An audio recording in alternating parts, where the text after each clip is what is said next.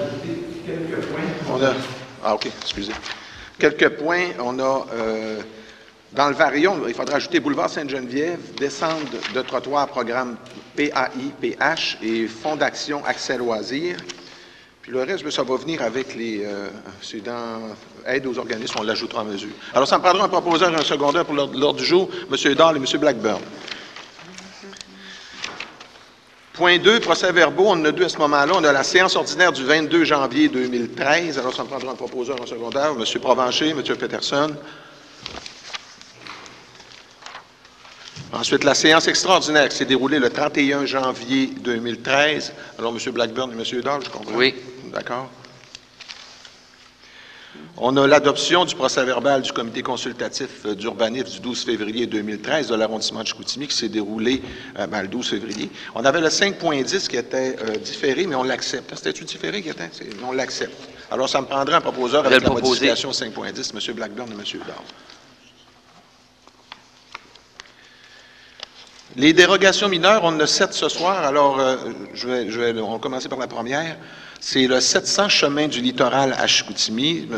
Jean-Pierre Gauvreau. Madame Tremblay, on vous écoute. C'est dans le but de permettre l'agrandissement d'un garage isolé de 30 mètres carrés et permettre ainsi que la superficie totale pour les bâtiments accessoires soit de 155 mètres carrés, soit 198 de la superficie au sol du bâtiment principal, soit 80 mètres carrés. J'ai proposé M. Blackburn, M. Dahl. 4.2, 156 rue des Jésuites à Chicoutimi, soit Mme Nathalie Girard et M. Louis Gravel.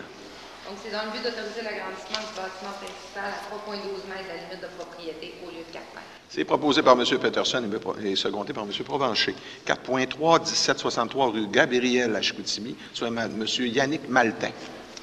Donc, c'est dans le but d'autoriser la construction d'un garage intégré à 2,66 mètres de la ligne latérale au lieu de 4 mètres. M. Blackburn et M. Provencher. Oui. 4.4, 499 route Tadoussac, canton Tremblay, soit M. Jean-Guy Maltin.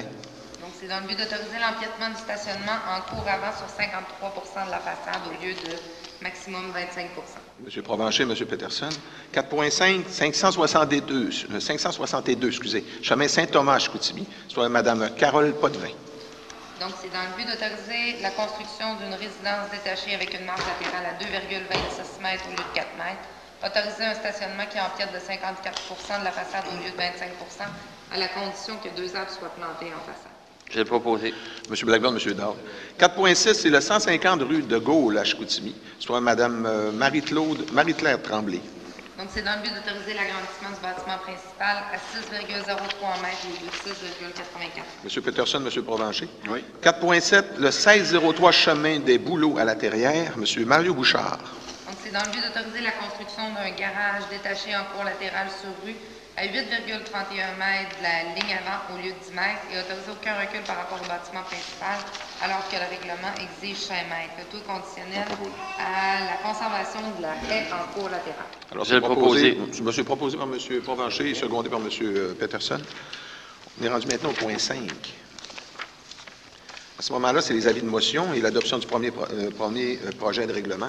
Le premier, c'est le ARS 98A, ayant pour objet de modifier le règlement du zonage numéro VSR 2012-3 de la Ville de Saguenay, soit les zones 30 880 chemin de la réserve. Mme Tremblay, on vous écoute.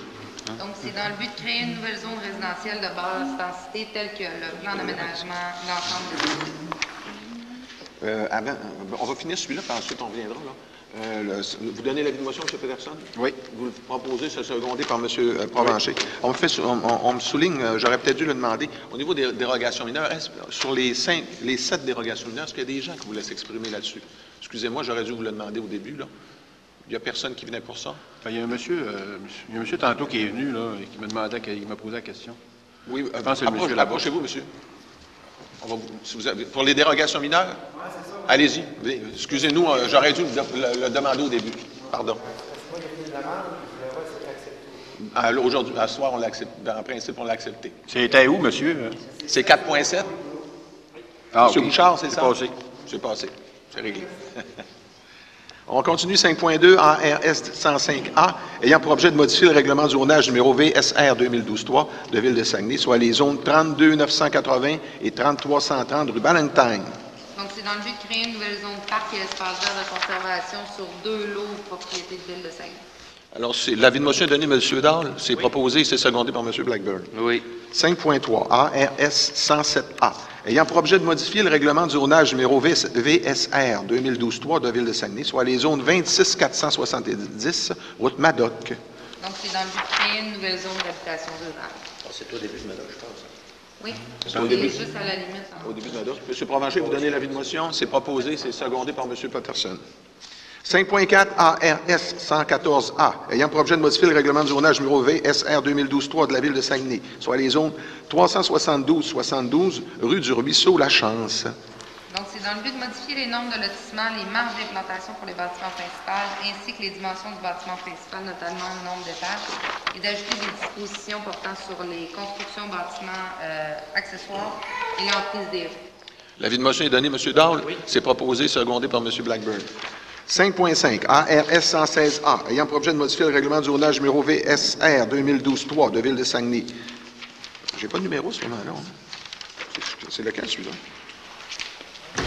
Un numéro de zone, c'est plusieurs zones. 5.5, oui. OK, allez-y, Mme Tremblay.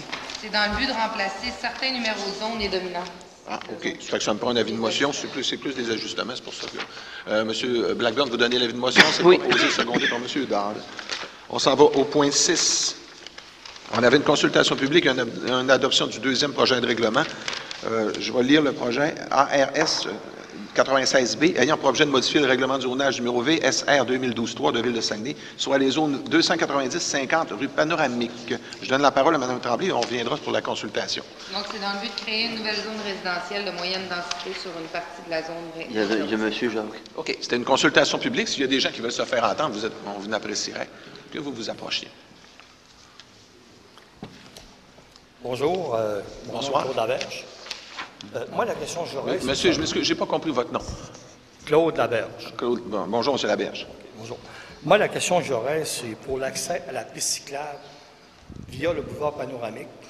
C'est la zone bleue, là. Oui. C'est la petite zone en bas, là. Ah, Pas loin de la patinoire. est-ce capable d'identifier? Peut-être souris. OK. Tu l'as-tu, la souris? On va vous la montrer avec la souris, vous nous direz si c'est bien, là. OK. Oui, c'est cette zone-là. Là. C'est ça, OK, oui. Bon. Présentement, il y a un accès pour la piste cyclable qui avait été prêté par le promoteur du temps. Là. Je pense que c'était Alfred Boivin, je pense. Oui. Est-ce qu'il y en a un de prévu aujourd'hui, encore? Oui, oui, c'est sûr que c'est prévu. Puis, OK. Moi, j'aurais une autre question. Oui. Par cet accès-là, là, la ville de Chicoutimi, eux autres, ils accédaient au ruisseau qui traverse la piste cyclable, la grosse coulée qu'on appelle. Là. OK. Ce ruisseau-là, il descend jusqu'à la rue René Goupil, c'est ça? À mon adresse à moi, qui est arrière 1578. Puis ça arrive que la ville soit obligée d'aller le dégeler pendant l'hiver, de ce temps-ci. Mais l'accès, ce qui va être assez large pour que la ville puisse passer. Oui, normalement, ils prévoient tout ça. Parce qu'ils viennent avec les équipements, là, c'est un gros camion jaune là, qui est. C'est assez large. Je ne sais pas si l'accès va être assez Oui, large. mais normalement, ils prévoient ça. Mais vous faites bien de le souligner, mais on va le vérifier et on va s'en assurer. Moi, c'est ça qui m'inquiétait surtout, parce que pour l'ensemble du projet, ça. D'accord. On va s'en assurer. OK. Ça j'imagine, ça va être. Disons, la décision qui va être rendue, la vérification, ça va être. Lors de l'adoption du règlement final, j'imagine qu'il va être... Mais maintenant, au deuxième projet de règlement, en principe, tout ce qui reste, y a-t-il une parution, M. Croteau? Il reste une parution, puis 90 jours, c'est 40 jours? Deuxième projet? Une autre séance publique. OK, il reste encore une séance? Il y a 3 jours de publication. OK, ça fait qu'une quarantaine, 45 jours à peu près, après la prochaine séance. Fait que moi, mon but, comme je dis, c'est juste de m'assurer que la ville ait accès avec sa grosse machinerie à ce ruisseau-là qui traverse la piste cyclable. Mais vous faites bien d'en souligner, on va le vérifier. Mais André, tu avais quelque chose à ajouter?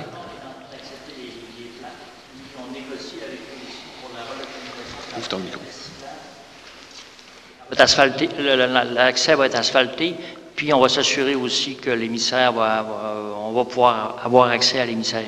Bon, ben, c'est bien. OK. Merci beaucoup. Merci. Alors, ça me prendrait un proposeur en secondaire. M. Dahl? Oui. M. Blackburn? C'est beau. Oui. On s'est rendu au point 7, adoption des règlements. Le premier, c'est règlement numéro VSRU 2013-19 ayant pour objet de modifier le règlement de zonage numéro VSR 2012-3 de Ville de Saguenay, soit les zones 305-70 rue Gabriel-Druyette. Madame Tremblay.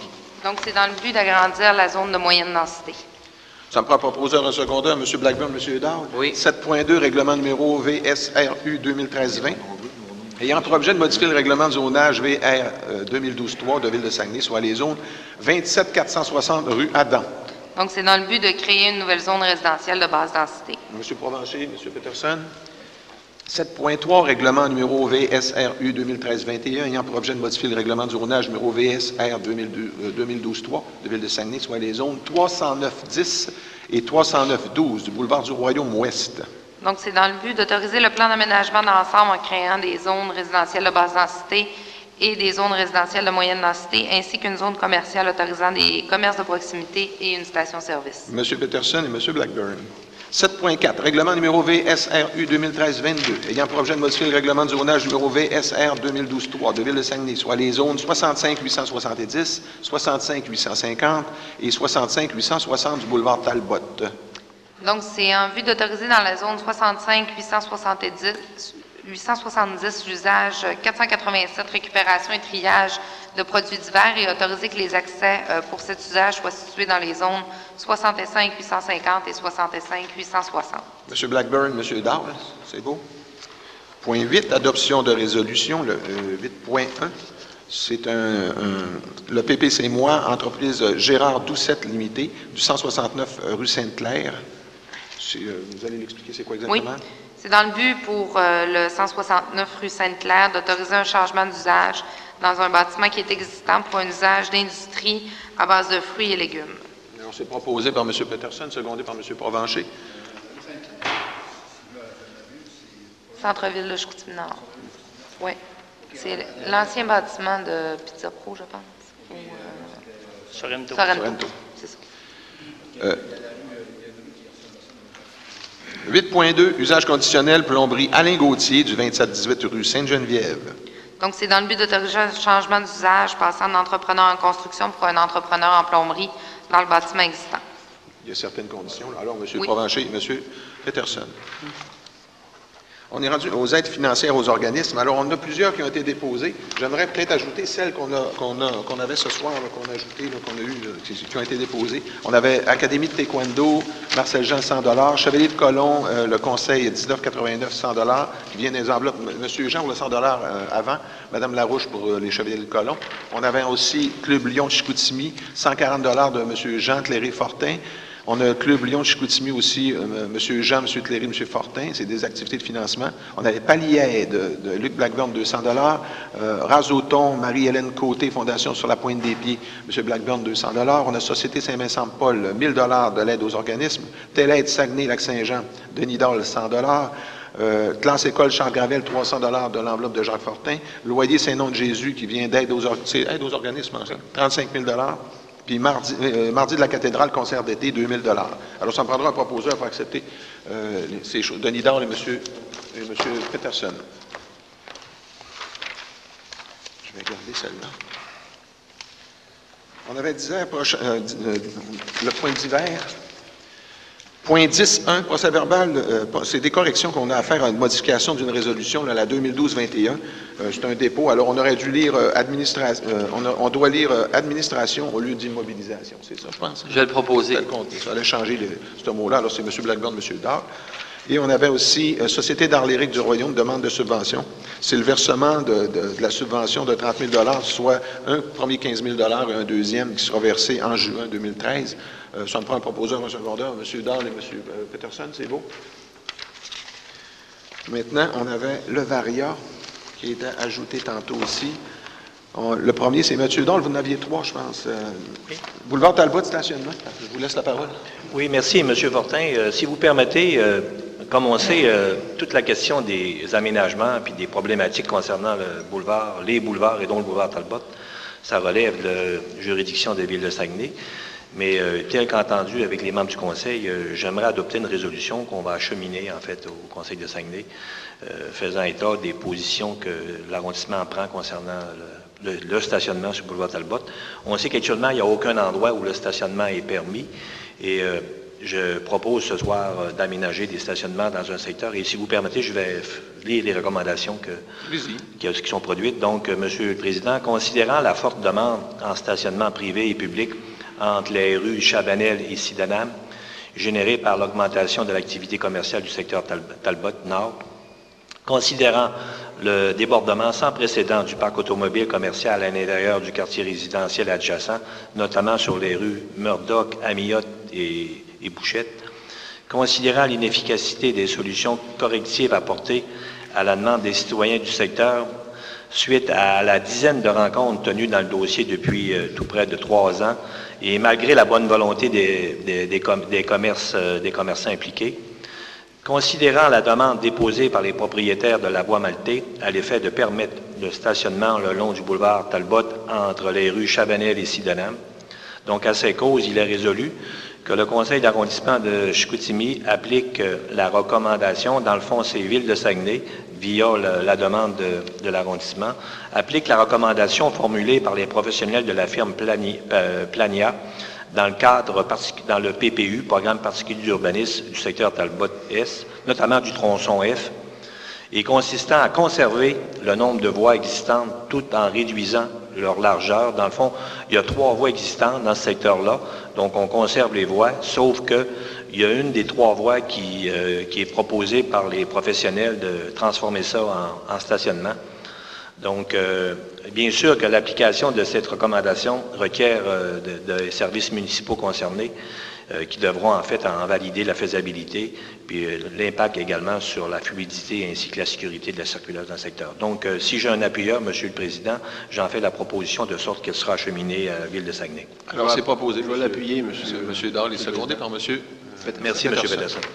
Monsieur Dahl, vous aviez aussi 2 autres sujets, le PAI-PH, trottoir. Effectivement, en fait, on a un comité de travail qui s'occupe d'améliorer toute la circulation dans les différentes parties de la municipalité, notamment dans les bâtiments municipaux. Et cette année, le comité de travail ont élargi leur programme de sorte qu'on peut procéder via les argents disponibles à l'amélioration de trottoirs, notamment les descentes de trottoirs. Et dans ce cadre-là, je réitère la demande que j'ai faite l'an dernier à l'effet de corriger, en fait, je crois, c'est 4 ou 5 trottoirs dans le secteur, justement, je parlais tout à l'heure, de la voie Maltais, où il n'y a pas de descente de trottoir. Donc, j'en fais la proposition, si bien sûr, si je suis secondé. OK, c'est proposé, M. Dahl. Je vais le seconder, puis je vais faire suivre votre demande, parce que c'est moi qui s'occupe de ce comité-là. Merci, M. Peterson. D'accord, OK. Alors, c'est proposé, secondé par M. Peterson. Et vous aviez aussi Fonds d'action, accès loisirs. OK. En fait, tout le monde sait depuis 2 ans, Ville de Saguenay a mis en place un programme municipal d'accès loisirs. Essentiellement, le programme consiste à permettre à des gens qui ont de la difficulté financière et autres, qui sont dans le besoin et pour toutes sortes de raisons, d'accéder à différentes inscriptions annuelles, que ce soit dans le domaine des sports, de la culture. Donc, à chaque inscription, ça se produit 2 fois par année. Il y a un certain nombre de cours offerts à la population qui ne sont pas utilisés, faute de participants. Donc, Ville de Saguenay a mis en place un programme permettant à ces gens-là, moyennant une inscription, d'accéder gratuitement à ces différents cours. Et on a pu observer depuis 2 ans qu'il y a une certaine catégorie de clientèle qui ont de la difficulté là, à assumer les coûts, en fait, d'inscription, que ce soit dans le domaine de la peinture ou de la danse, etc. Donc, les membres de la commission communautaire, dont M. Peterson et M. Blackburn font partie, on a décidé de mettre en place un fonds de 2 500 $ à même nos enveloppes discrétionnaires pour permettre justement, ainsi que M. Provencher également, qui a accepté de nous aider financièrement parlant, pour créer un fonds de sorte que les gens pourront s'inscrire et moyennant des critères qui seront mis en place, là, profiter de ces argents-là pour... notamment, on pense aux familles monoparentales également, qui souvent sont obligées de payer des frais de transport. Donc, en mettant ça en place, on devrait encore augmenter le succès de ce programme-là. C'est proposé par M. Dahl. Merci. M. Peterson, c'est beau? Oui. M. Peterson, vous aviez aussi une intervention. Boulevard Sainte-Geneviève. Oui, bien, encore ce matin, il y a eu un accident avec 4 autos impliquées sur le boulevard Sainte-Geneviève, à la hauteur de... pas loin de la rue Saint-Jérôme, puis entre Tim Hortons de la rue Saint-Jérôme. C'est qu'à cet endroit-là, il y a un angle mort parce qu'il y a une bosse sur le boulevard Sainte-Geneviève. Puis on a un problème de circulation au niveau de la vitesse à ce coin-là. Puis, ce serait pour faire une demande auprès du ministère des Transports, qu'on puisse rencontrer le ministère des Transports le plus rapidement possible pour ça, spécifiquement pour cette bosse-là.